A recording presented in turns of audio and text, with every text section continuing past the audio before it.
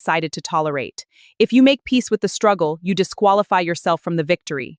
God did not create you to be a pack animal for the enemy's burdens. Come unto me, all ye that labor and are heavy laden, and I will give you rest.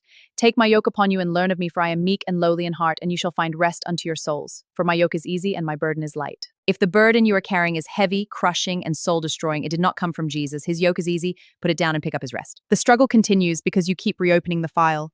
In the spirit realm, when God speaks a word of deliverance, the case is closed. But the enemy is a legalist. He wants you to keep arguing the case in your mind, reminding you of your debts and your sins. You must develop a settled conviction. When you know a debt has been paid, you don't keep sending checks to the bank.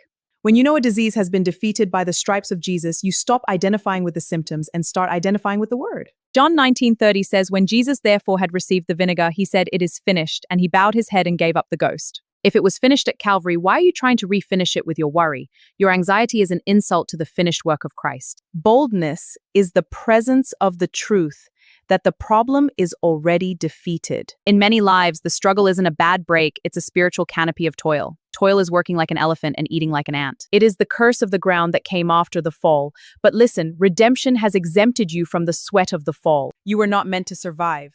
You were meant to thrive. If your life is marked by barely making it, that is a covenant of toil, and today we break it by the blood of the Lamb. Proverbs 10:22 tells us, the blessing of the Lord, it maketh rich, and he addeth no sorrow with it. If there is sorrow added to your labor, it's not the blessing at work. I command the blessing to override the toil right now.